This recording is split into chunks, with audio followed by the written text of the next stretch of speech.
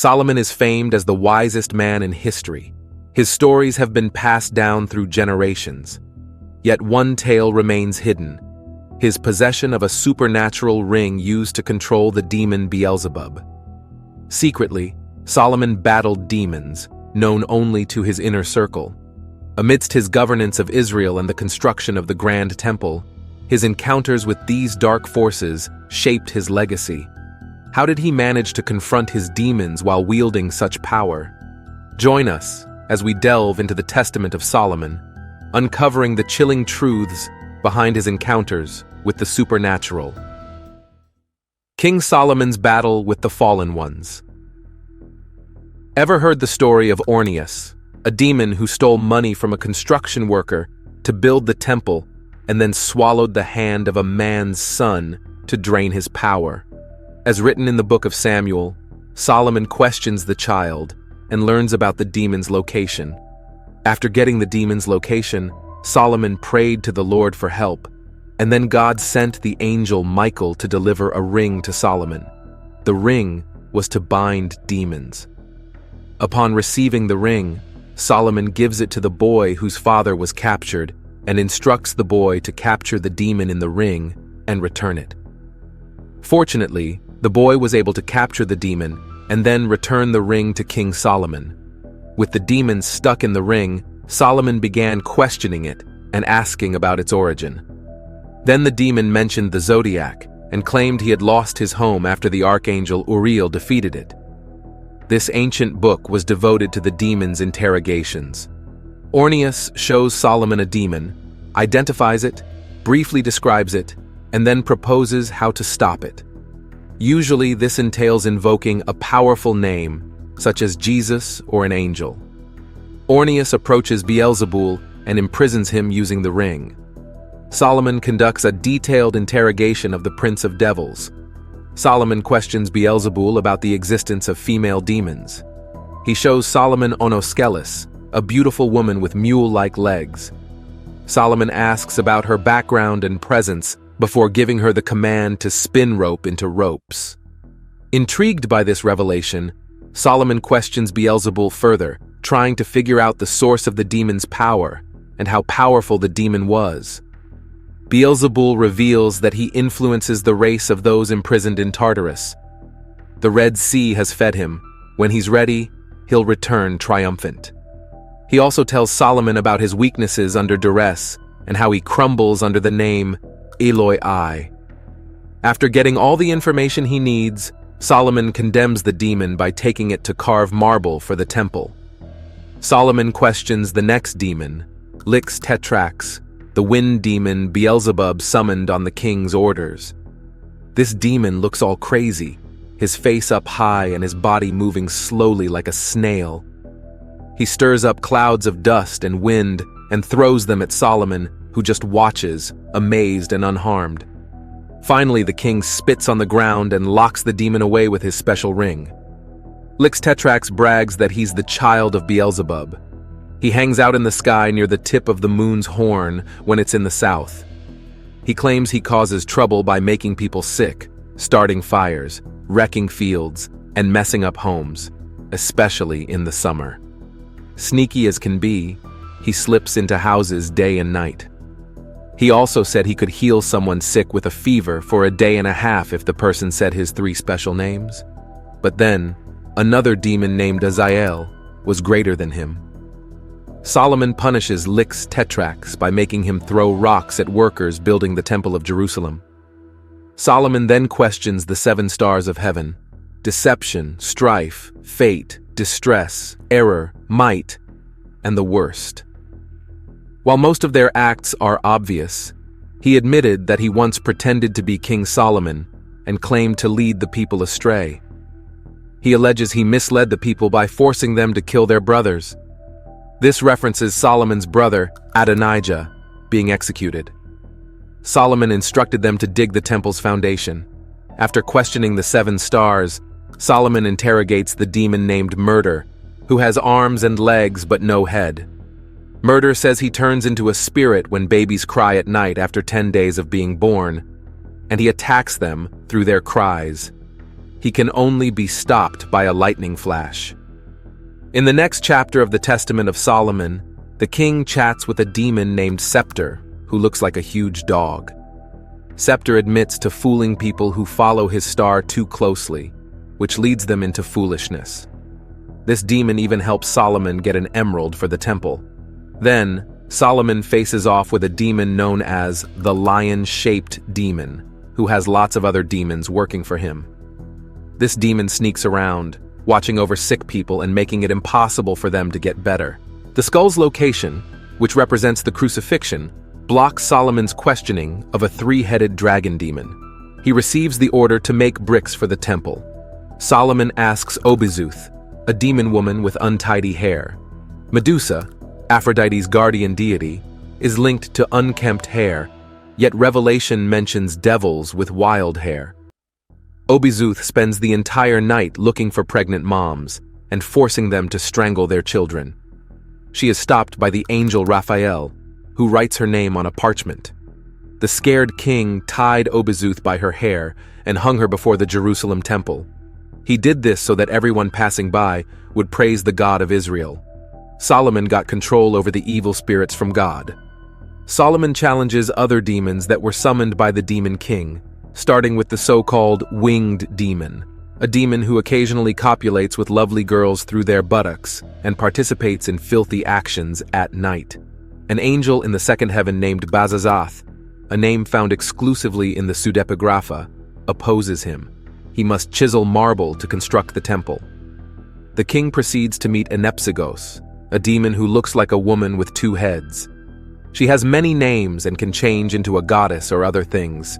She usually takes 3 forms because she hangs around the moon, which can look different at different times, getting bigger, being full, or disappearing. People sometimes summon Enepsigos as Kronos, a Greek god who controls time. King Solomon ties up Enepsigos with a strong chain and makes her tell the future. She says Solomon's kingdom will split, and kings from Persia, Media, and Chaldea will destroy the Jerusalem temple. They'll use the temple to worship other gods. The things that trap demons will get broken, and the demons will be set free to trick people all over the world until God's Son is crucified. This Son will be born from a virgin and will be the only one who can control all the demons. His name is Emmanuel, and the letters in his name add up to the number 644. At first, Solomon doesn't believe in Enepsigos and ties her up with super strong chains. But later, he sees part of her prediction come true when he starts worshipping other gods because of women, and his kingdom splits apart because of God. Solomon confronts Kunopegos, also known as Kunopaston, a wicked spirit who looks like a mean seahorse and rises like huge waves in the open ocean. He makes sailors sick and sinks ships to grab hold of people and their treasures. Sometimes he can come onto land as waves and change into a man. But he is stopped by the angel Yamith. Kunopegos tells King Solomon that he can turn into a man. So Solomon traps Kunopegos by putting him in a wide, shallow bowl filled with 10 parts of seawater. The top is made strong with marble, and the bowl's opening is covered with asphalt, tar, and rope. Then they seal it up and keep it safe in the Jerusalem temple. Another demon with glowing eyes and a dark complexion questions Solomon. He just refers to himself as a passionate demon and does not have a name. He is defeated if the rescuer's name is engraved on his head. Solomon inquires about 36 universe planets, their heads resembling formless dogs. Their identities are revealed alongside physical problems, such as sore throats, headaches, and other ailments, as well as directions on expelling them. This lengthy and complicated list finishes the book's interview section. According to this book, demons were responsible for a variety of diseases, including cortale, which causes colics in the stomach and wicked behavior at night. The book's interview section serves mostly as a manual for casting out demons. Match an affliction with the demon, and then follow the text's recommendations. The sons of Sceva attempted something similar in Acts but were unsuccessful. The Bible demonstrates that there is a link between disease and demonic activity. Solomon, the son of David, was a monarch in Jerusalem who ruled over all spirits in the air, on earth, and under the ground. He used them to complete all of the temple's great works. It also discusses their authority over humans and how angels defeat demons. Solomon's controversial testament. The Testament of Solomon, which describes the mystical actions of King David's son Solomon, was written years after Christ was born. The Solomonic Testament is written like a letter meant for heirs or a confession given on a deathbed. The book's principal themes are Solomon's capture of demons and using a magical ring to build the temple. The Solomonic Testament is strongly tied to astrology, was written relatively late, and incorporates a variety of theological beliefs. The early church and Jewish society never accepted the book as truth, let alone scripture. These legends combine spiritual concepts from Greece, Egypt, and Christianity. Astrology and the Solomonic Testament are inextricably intertwined. Specific celestial bodies are associated with the devil. Medicine also involves some form of alchemy. In their chats with Solomon, demons blame many ailments and provide spells that can be used to counteract their power. This tale has many demons named after well-known personalities from history and literature, such as Asmodeus and Abizu. The Testament of Solomon is estimated to have been composed in the 3rd or 5th century, some 1,500 years after Solomon's death. The Solomonic Testament is useful for comprehending the stories and customs surrounding Solomon.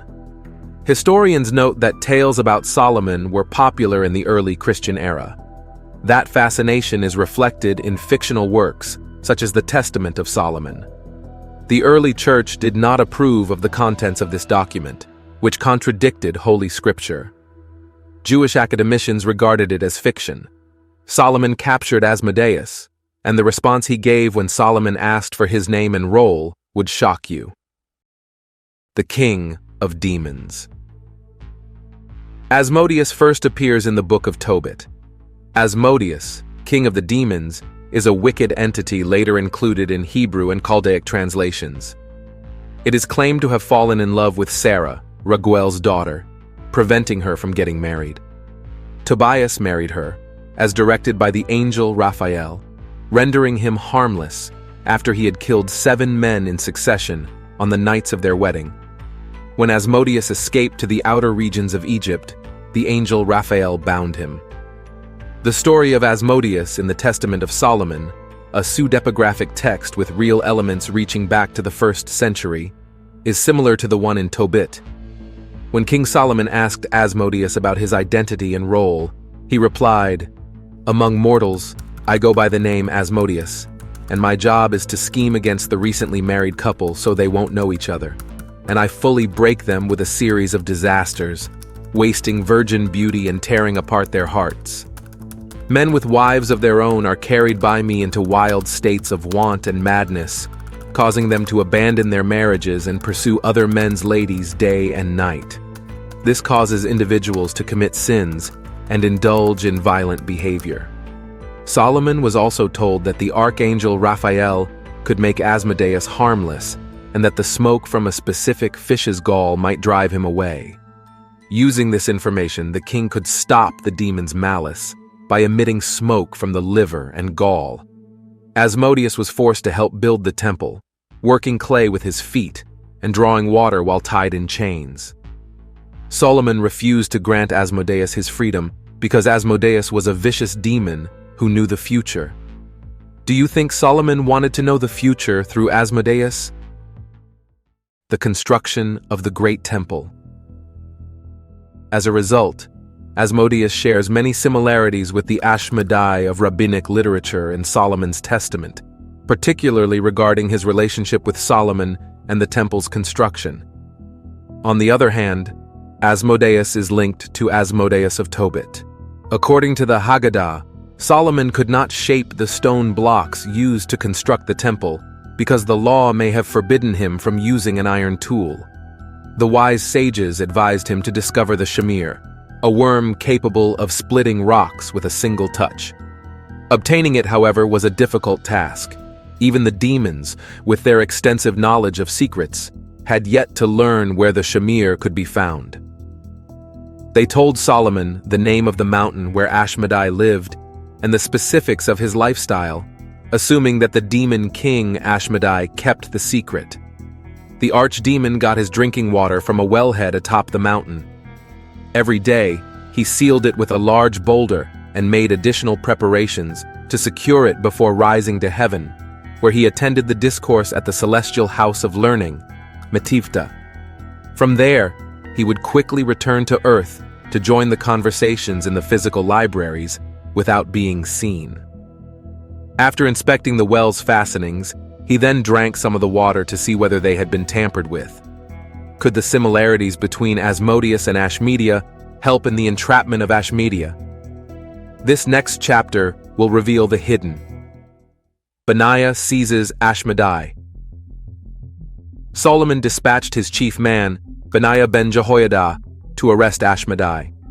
For this reason, he gave him a chain, a ring with the tetragrammaton engraved on it, a bundle of wool, and a wineskin. Benaiah used the wool to block the source of the water before filling the well with wine and draining it through a hole he had dug.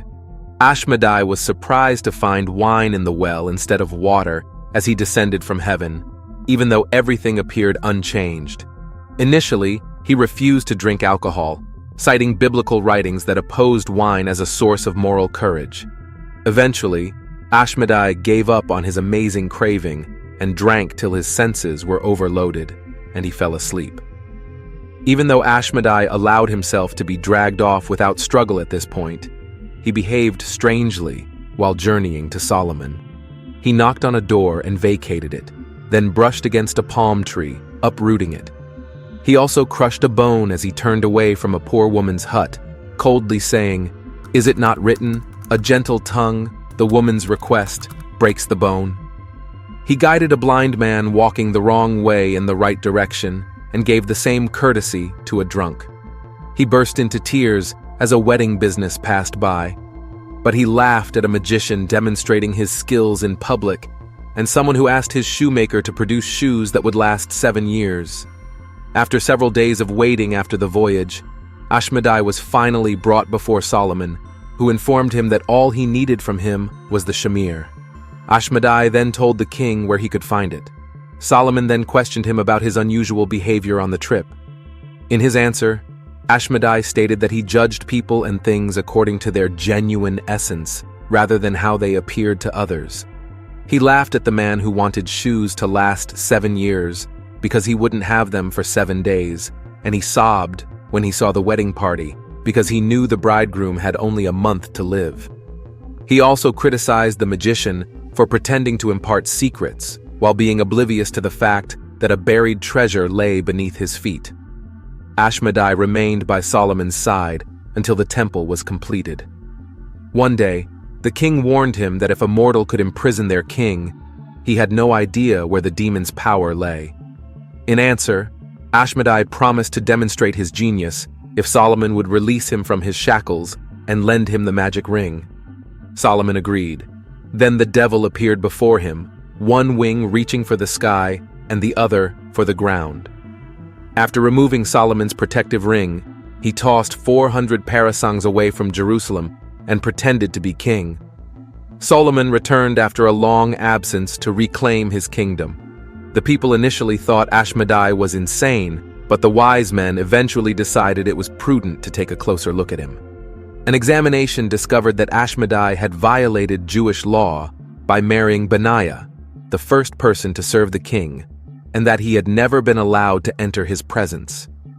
Furthermore, the king's wives claimed that he never left the house without his slippers, added to the suspicion since demons were said to have cock's feet. After being given another magic ring, Solomon eventually materialized in front of Ashmedai, who took off. The captioning of Ashmedia not only backfired on Solomon, but also removed him from his throne. The authenticity of the Ashmedai-Solomon legend. Even though this Haggadah describes several events surrounding Ashmedai, it is important to note that much of the material obtained about him comes from a later time and has nothing to do with Ashmedai. Ashmedai, also known as the False Solomon, is a Babylonian interpretation of the Palestinian Haggadah concerning Solomon's punishment for his crimes, which includes an angel stealing the throne and forcing Solomon to live as a beggar. Similarly, Ashmedai's involvement in temple construction is most likely a mirror of the complicated story found in Solomon's Testament, which believes that the demons were the major builders of the temple. This set of events recorded in the Testament of Solomon is also the source of the story about the wonderful ring whose inscription tames the demons, as well as the incident in which the demons were forced to assist in constructing the temple as a result of the ring. In the name of God, King Solomon summons you to throw this ring at the demon's chest. It is also doubtful that the Shamir story began as part of the Ashmedai stories. According to the Solomonic Testament, the iron tools terrified a demon compelled by Solomon to chisel stones for the temple.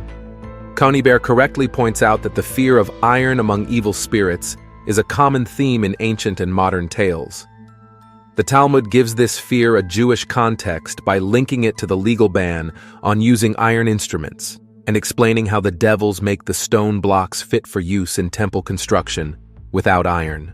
When the Ashmedai legend and the Testament of Solomon are examined, it is obvious that many of the elements in the Ashmedai legend's representation of demons are also common characteristics of demons. As a result, Ashmedai's wings resemble Ornias's in the Testament. Ornias also went to paradise every day, and according to the Bible, all demons met the same end as humans in heaven, just as Ashmedai. As a result, Ornias might mock the monarch who was going to execute a young person who would die in 3 days, just as Ashmedai mocked the guy who ordered shoes to last 7 years, even though he did not have 7 days to live. As a result, the Talmudic story provides little information about Ashmedai's more specific features. The fact that he toppled a tree and overturned a house means nothing, because any demon, no matter how minor, considers such things inconsequential. Rather than being portrayed as evil, Ashmedai appears to be acting recklessly. There is scant evidence to support the widely believed assumption that the Talmud describes Ashmedai as particularly sensual and lustful. The Talmud simply states that while posing as Solomon, Ashmedai attacked Bathsheba, Solomon's mother, and violated Jewish regulations governing women's seclusion from men. The goal of these statistics was to show that Ashmedai was not Solomon. The question is whether Benfei, Windishman, and Kohut's first claims about Asmodeus and Ashmedai's intimate relationship and identity with the Persian archdemon, Eshma or Eshma Deva, are accurate. Like Ahriman's entrance to Vendidad, Eshma began as just another name for the storm demon before becoming an abstraction, the demon of rage and anger. Ultimately, Eshma came to represent all immorality. Eshma, as portrayed in the Zend-Avesta, is consistent with the common understanding found in Pahlavi literature. When the reckless aggressor, Wrath Ashem, is unable to create war among the righteous, he sows discord and strife among the wicked. And when he is unable to stir conflict even among the wicked, he calls the devils and the fiends to combat one another.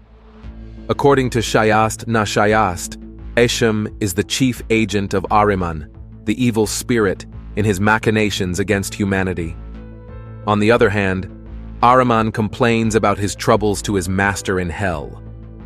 Linguistic evidence does not support the notion linking Ashmedai to Shma Deva. This is because, given the Syriac form of the demon, which has the sound W, Ashmedai's die has little in common with the Persian Deva. Furthermore, there is no proof in Persian writings linking Ayeshma with Deva. However, there appears to be a relationship between Ayeshma and Asmodeus of the Apocrypha. The Solomonic Testament portrays Asmodeus as a seducer who induces individuals to commit immoral deeds, such as murder and hatred, with underlying similarities with Shma. The Bundahish bears the most striking resemblance. Several species perish wherever Eshem establishes a base.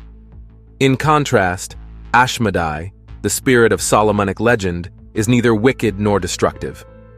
He, like the devil in medieval Christian tradition, is a demon king who has been degraded and is now the subject of mockery and laughter rather than the dreaded archfiend. The name Ashmedai, like the Arabic word for Satan, was most likely taken as designating the cursed. Thus, the name Shamdon appears in Palestinian Midrashim. According to the story about Shamdon, he assisted Noah in planting the first vine. Satan is supposed to be the main character in this story. The second story about Shamdon is that he was injured during a confrontation with a newborn child during the Golden Age. Subsequent versions connect Shamdon's fatherhood to Ashmedai, claiming his mother was Tubal-Cain's sister, Naamah. The narrative of Ashmedai's birth is consistent with Asmodeus's claim in the Solomonic Testament.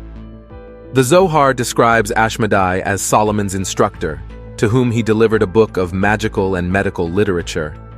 A more recent midrash identifies Ashmedai with Shamdon and recounts a story identical to the one presented here regarding Solomon's ring. According to a modern source, the Tosafists traced the tradition below to an anonymous midrash, most likely lost. Ashmedai made a two-headed man out of soil who married and had both normal and two-headed children. Following the man's death, a dispute arose among the children over inheritance, with the twins claiming a double portion. Subsequent Kabbalists held that Ashmedai reigned over the demons briefly, and that Bildad succeeded him because demons are mortal. After that, Heinz inherited his empire. Benjamin of Tudela discusses a specific local tale about Baalbek, whose temple was erected by Ashmedai at Solomon's request for the king's favorite. The pharaoh's daughter refers to Shamir, Solomon in rabbinical literature, and Shema for similarities between Persian and classical traditions, and the Ashmedai-Solomon narrative. Do these demons have access to the heavens? Let's find out. The mystery of shooting stars. According to Solomon's story in the Bible, the demon Ornias tells Solomon that demons can fly to heaven and listen in on God's thoughts. However, without a resting place, they lose energy and crash into Earth-like lightning strikes, burning plains, and urban centers. Some people see them as falling stars. The angels bringing their Lord's new directives descend into the sky, while the devils among the jinn listen in. They are followed by shooting stars or burning fires as they try to listen in from higher up in the sky. Occasionally, they capture anything. These jinns are the go-to people for fortune tellers, who manipulate the facts to match their stories. Because of the truth revealed above, people believe everything the fortune teller says. According to any tribal tradition, some bright stars in the night sky represent men who left their heavenly lodges every night at sunset and journeyed throughout the sky. Native American societies honored these evening stars as guardians of plants and fields. If these guarding stars fail to fulfill their tasks, they will be blasted toward Earth and eventually destroyed. This explains why meteors, often known as falling stars, are seen in the night sky. It's worth noting that the Bible, also known as the Book of Heaven, uses symbolic language to deliver a similar message. Angels are sometimes known as stars. Some of God's angels revolted against him. Their leader, Lucifer, the morning star, was also hurled down from heaven to earth and reborn as the devil, or Satan. These fallen angels are now demonic spirits, seeking to separate us from our Creator's kind care and strength. Thanks for watching, and don't forget to like, subscribe, and share to get more interesting videos like this.